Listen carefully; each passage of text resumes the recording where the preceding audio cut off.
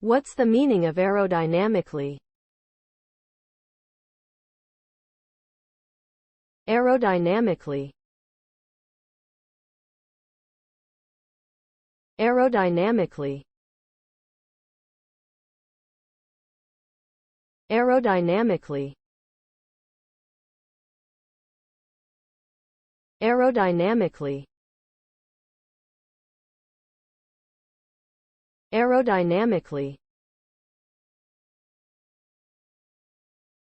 The word aerodynamically refers to the study of how air moves around objects, particularly in relation to the design and performance of vehicles such as airplanes or cars.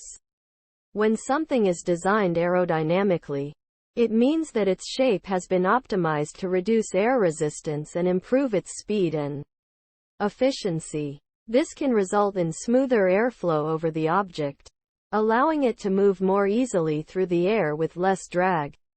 Ultimately, an aerodynamically designed object will be able to move faster and more efficiently than one without this consideration.